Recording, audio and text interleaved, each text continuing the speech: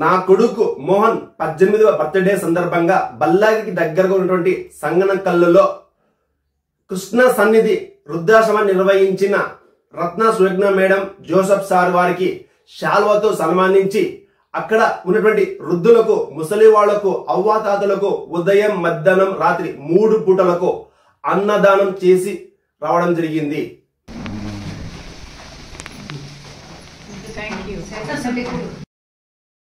Madam దగ్గర వచ్చి కలిసినాము. ఇప్పుడు మేడం వృద్ధాశ్రమం గురించి దాని గురించి కొద్దిగా 2 మాటలు మాట్లాడతారు. మేడం చెప్పండి. అంటే మీరు ఎట్లా చేశారు?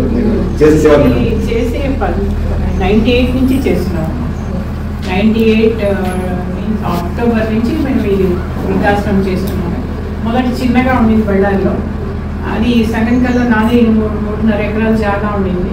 సరే ఇంత పెద్ద జాగాలో కట్టినాము, ఆ చిన్న నీటిలో ఉందని చెప్పి ఇక్కడ అంత ఫ్రెండ్ బాగా గార్డెన్ పెంచి తర్వాత బిల్డింగ్ వేసేసి వాళ్ళని ఇక్కడ ఉంచింది. ఇక్కడ దాదాపు ఒక 90 మంది ఉన్నారు, 90 మంది ఉన్నారు, 40 సిబ్బంది ఉన్నారు. రోజుకి 120 మంది ఫోన్ చేస్తారు.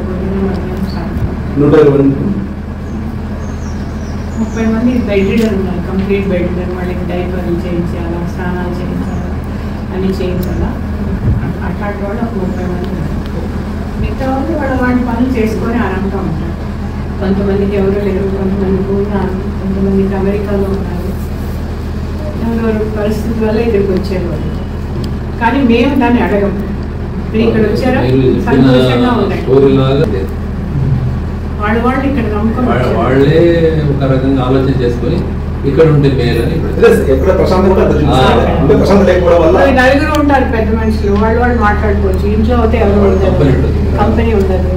పిల్లలు ఉద్యోగాలతోనే అమెరికా వెళ్ళిపోయింటారు. ఇక్కడ వాళ్ళకు అక్కడి నుంచి ఇక్కడ రాలేరు, ఇక్కడ సంపాదన చేయలేరు. సో వీళ్ళు అక్కడికి పోలేరు. దానివల్ల ఇక్కడ తెచ్చి విడిచిపెట్టి వాళ్ళు కాంటాక్ట్లో ఉంటారు, పేమెంట్ చేస్తారు, సంవత్సరానికి ఒకసారి వచ్చి చూస్తారు, అన్నీ చేస్తారు. అలాంటి వాళ్ళు ఉన్నారు. కొంతమంది పిల్లలు లేరు. ఒక ఆవిడకి పోతే 2 పిల్లలు, 2 చచ్చిపోయారు, 3 చచ్చిపోయాడు, ఎవరు లేరు, ఆవిడ వచ్చి ఉంటుంది. సో అలాగే ఎవరు వాళ్ళ పరిస్థితులు మనం వీఆర్ నాట్ ద జడ్జెస్. వాళ్ళు ఎట్లా, వాళ్ళకి ఎందుకు ఇక్కడ వచ్చారు, వాళ్ళ పిల్లలు తప్ప ఆవిడ తప్ప అని మనం ఏం అడగలేదు, మనం జడ్జి చేయలేము. సో మేమేమి అడగం. మీరు హాయిగా ఉండండి, తినండి, తిరగండి, ఏది ఫోర్స్ లేదు. మీకు ఎట్లా కావాలంటే అట్లా ఉంటుంది. గలాటలు లేకుండా ప్రశాంతంగా ఉండండి. మర్యాద వాళ్ళు ఇవ్వాలి, వీళ్ళు అడ్జస్ట్ చేసుకోవాలి. పరిస్థితులు మారాయి. ఇప్పుడు ఉద్యోగాలు చాలా ముఖ్యం. మొగుడు వెళ్ళాలి చేయాలా, వాళ్ళకి అనుకూలంగా మనం ఉండాలని వీళ్ళు అర్థం చేసుకోవాలి. వాళ్ళు అర్థం చేసుకోవాలి. ముసలాళ్ళు ఉన్నారు, మనం కొంచెం అడిగి ఉంటామని. వీళ్ళు ఇంకొకటి తెలుసుకోవాలి, నాకు ముసలితనం వస్తుంది, నాకు అప్పుడు డబ్బులు కావాలని కొంత వాళ్ళ కోసం సేవ్ చేసుకోవాలి. వాళ్ళు అట్లా చేయరు. అంత కొడుకుకి ఇచ్చేస్తారు. అది ఏమనుకుంటారో నన్ను చూసుకుంటారు, వాళ్ళు చూసుకోరు. తర్వాత ఆస్తంగా తీసుకొని పంపించేస్తారు. వీళ్ళకి అది నేర్పాలి. ఫస్ట్ వీళ్ళు నువ్వు LIC చేసుకో, నీ ఆరోగ్యానికి నువ్వు ఏదైనా చేసుకో, నీకు ఒక ఆస్తి పెట్టుకో, నీకు ఒక ఇల్లు పెట్టుకో, అట్లా చేసుకోవాలి. పిచ్చితనంగా అంతా ఇచ్చేసి వీళ్ళకి ఏం లేకుండా ఉంటే వాళ్ళని బయట. ఇప్పుడు లోకం డబ్బుతో నడుస్తుంది, ప్రేమ పెడతారు. మొదలంతా ప్రేమ, ఆప్యాయత, మర్యాదతో నడిచేది. ఇప్పుడు అట్లా నీ దగ్గర డబ్బు ఉంటే నడుస్తుంది. సో ఆ జీవితంలో అందరూ అలవాటు పెడతారు. చిన్నపిల్లాడికి కూడా తెలుసు. చిన్నపిల్లాడికి మొదలు ఏం తెలుస్తుండే, మనం మర్యాదగా ఉండాలా, మనం రెస్పెక్ట్ ఇవ్వాలా పెద్దవాడికి. ఇప్పుడు అట్లా నీ చేతిలో వాడికి ఇంత డబ్బు ఇచ్చేస్తారు, ఫోన్ ఇచ్చేస్తారు. సో వాడికి ఏం వస్తుంది అట్లా. సో వీళ్ళకి ఉండాలా కళ, నేను ఇట్లా ఉంటాను, నా కాలం ఇట్లా వస్తుంది, నేను నాకు చూసుకోవాలా, వాళ్ళకి తెలియాలి. అడ్జస్ట్మెంట్ లేకపోతే ఏమి చేసే కాదు.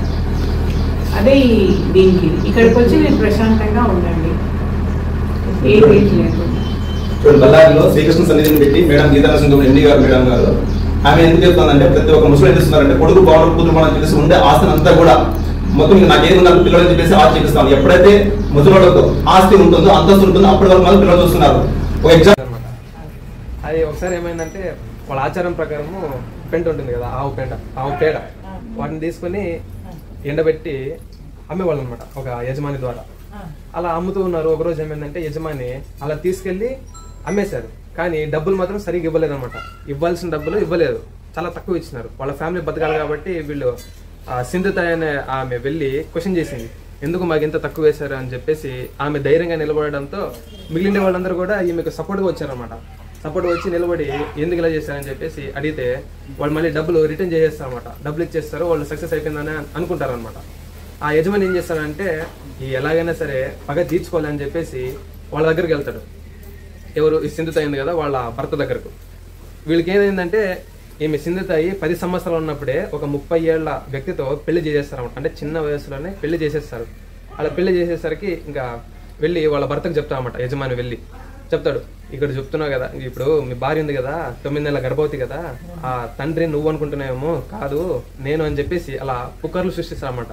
ఆ భర్త ఏం చేస్తాడు, అది నిజమో అబద్ధమో అని చెప్పేసి తెలుసుకోకుండా 9 నెలల గర్భవతి లోపల పిండం ఉంది ఆయన కాలితో తన్నేస్తామట.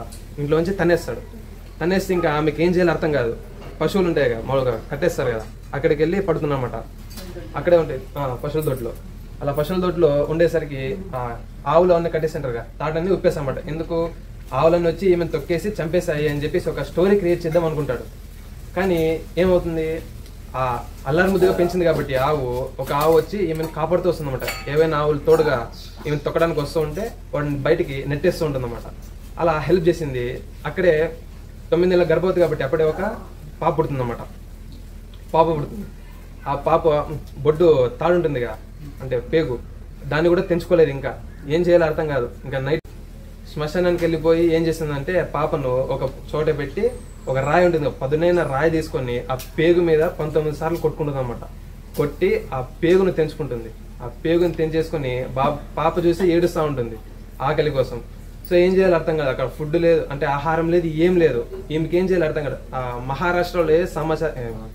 మహారాష్ట్రలో ఏంటంటే ఎవరైనా చనిపోయిన తర్వాత బియ్యం పిండి కానీ రాయి పిండి కానీ జొన్న పిండి కానీ తీసుకెళ్లి అక్కడ శ్మశానంలో పెడుతూ ఉంటారు.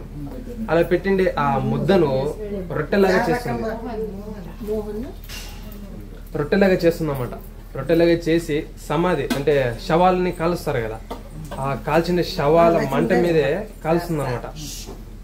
శవాల మంటల మీదే కాలుస్తుంది అనమాట. ఇలా కాల్చి తాను తిని ఆ శక్తితో ఆ పిల్లవాళ్లకు పాలిస్తుంది అన్నమాట. అలా పాలిచ్చి ఆ కడుపు నింపుతుంది అనమాట. ఇంకేం చేయాలో అర్థం కాదు. ఇలా అయితే బతకలేమని చెప్పేసి రైల్వే ట్రాక్ వెళ్ళి చనిపోదామని చెప్పేసి అనుకుంటుంది అనమాట. అలా వెళ్ళిపోతారు. రైల్వే ట్రాక్ మీద పడుకుంటారు అనమాట చనిపోదామని చెప్పేసి. కానీ సడన్ గా ఒక అరుపు వస్తుంది. ఎవరు అరుస్తూ ఉన్నారు, నాకు ఆకలిస్తుంది, ఎవరిని కాపాడండి అని చెప్పేసి. సో ఏం చేస్తారు, సరే మనం ఎప్పుడైనా చనిపోవచ్చులే అని చెప్పేసి వెళ్ళి కాపాడదామని చెప్పి వెళ్తుంది అనమాట సింధుతాయి. వెళ్ళి అతని ఆకలి తీరుస్తుంది. తీర్చేసరికి అతను ఏమంటాడంటే, అమ్మ మీరు దేవతమ్మ, మీరు నన్ను కాపాడారు, నా ప్రాణం పోశారు అని చెప్పేసి అనేసరికి ఈమె షాక్ అవుతుంది. నేనేంది దేవత ఏంది అని చెప్పేసి అనుకొని అప్పుడు రియలైజ్ అవుతుంది అనమాట. అంటే నేను పుట్టిండేది చనిపోవడం కోసం కాదు, మిగిలిన వాళ్ళని బ్రతికించడానికి అని చెప్పేసి అప్పటి నుంచి ఎవరైనా అనాథ వాళ్ళు ఉంటే వాళ్ళందరినీ పోగు చేసుకుంటూ ఉందన్నమాట. పోగు చేసుకుని వాళ్ళను పెంచుతూ ఉందన్నమాట. అలా ఈమెకి డబ్బులు ఎలా వస్తాయంటే రైళ్లలో ట్రైన్లలో కానీ ఎక్కడైనా బస్ స్టాండ్ లో కానీ వెళ్ళి పాటలు పాడేది. పాటలు అద్భుతంగా పాడేది అనమాట. అలా పాటలు పాడి వచ్చిన డబ్బుతో ఆ అనాథ సరాయాన్ని నడుపుతూ ఉందన్నమాట. అలా పెంచుకుంటూ ఆమె దాదాపు ఒక 2000-3000 మంది జనాలను పోగేసుకుని వాళ్ళందరికీ తిండి పెడుతుంది, ఆహారం పెడుతుందన్నమాట వాళ్ళని చూసుకుంటూ. ఆమె కూతురు తన దగ్గరే ఉంటే ఈ సమానంగా చూసుకోలేదని చెప్పేసి ఆ కూతుర్ని వేరే అనాథ సమయంలో పంపిస్తుంది అనమాట. మీరు ఈమెను చూసుకొని నేను మిగిలిన వాళ్ళని చూసుకుంటానని చెప్పి ఇలా జరుగుతూ ఉంటుంది అనమాట. దాన్ని కొంతమంది గుర్తించి ఆమెకు ఒక నోబెల్ బహుమతి, 207 సత్కారాలు, సన్మానాలు అన్ని చాలా చేస్తారన్నమాట.